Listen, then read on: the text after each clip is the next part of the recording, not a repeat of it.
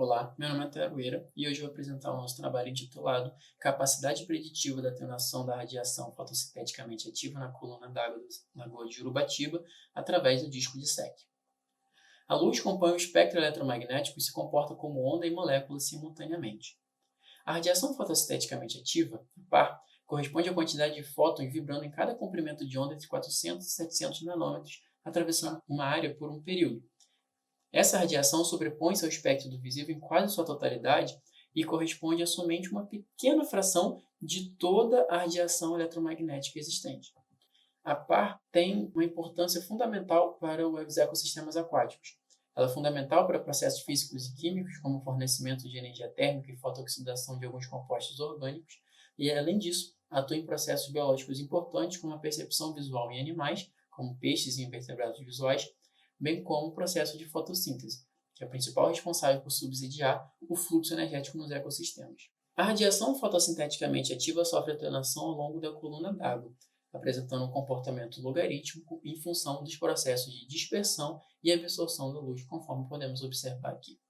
O efeito sobre a disponibilidade do recurso luminoso no compartimento pelágico e bentônico pode influenciar a estruturação trófica dos ecossistemas aquáticos. Nos cenários em que o recurso luminoso é abundante, espera-se uma estruturação trófica clássica, através do fitoplâncton consumido pelo zooplâncton, que serve como link para níveis tróficos superiores. Nos casos em que existe uma limitação do recurso luminoso, o carbono orgânico dissolvido ou a matéria orgânica dissolvida sofre mineralização pelo bacterioplâncton, que então é consumido pelo zooplâncton, que serve como link trófico para níveis superiores. Classicamente, na limnologia, o disco de Secchi tem sido utilizado para indicar a transparência da água.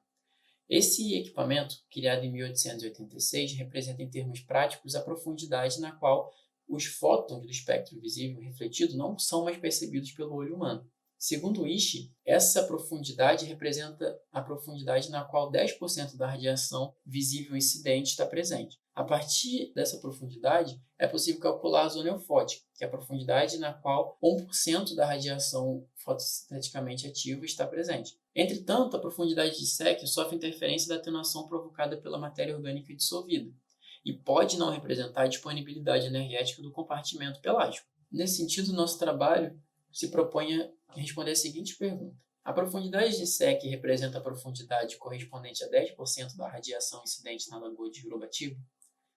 Assim, nosso objetivo é avaliar a atenuação luminosa na Lagoa de Jurubatiba e a eficácia dos valores de profundidade de Secchi em prever os padrões verticais de disponibilidade luminosa. Nosso estudo foi desenvolvido na Lagoa de Jurubatiba, no Parque Nacional da Restinga de Jurubatiba, que é uma lagoa costeira conhecida principalmente pelos seus altos valores de carbono orgânico dissolvido, sendo assim uma lagoa costeira úmica. Foram realizadas 5 coletas aleatórias mensalmente no ano de 2021, onde foram coletadas as profundidades de Secchi e a densidade do fluxo fotométrico fotossintético, ou seja, o par, que é dado em nanomol de fótons por nanômetro por segundo. Através da análise estatística foram desenvolvidos modelos preditivos para atenuação luminosa, através de regressões logarítmicas, e a partir dos modelos preditivos foram aplicadas as profundidades de Secchi, com as quais avaliamos se as diferenças entre o par esperado, 10%, e o par observado eram significativos através de teste T pareado. Os modelos preditivos indicaram um comportamento logarítmico similar em todas as coletas. A partir dos modelos preditivos desenvolvidos, foram aplicadas as profundidades de Secchi para verificar se a radiação incidente na profundidade de Secchi era igual a 10%, conforme descrito na literatura. Entretanto, conforme indicado nesse gráfico, o teste T pareado apresentou diferenças significativamente entre esses dois grupos, sendo P menor do que 0,05. A proporção média entre a radiação fotossinteticamente ativa incidente e na profundidade de Secchi foi igual a 3,5, variando entre 1,3% e 4,7%. Ou seja, o par observado na profundidade de Secchi na Lagoa de Jurubatiba é significativamente inferior àquele esperado, conforme a literatura. Essas diferenças devem estar ligadas às altas concentrações de carbono orgânico dissolvido nessa lagoa, conforme descrito por Fajal e colaboradores em um trabalho publicado em 2005.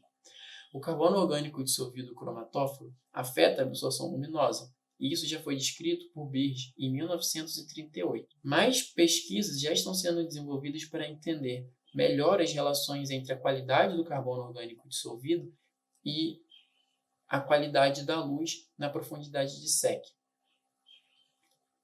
Muito obrigado.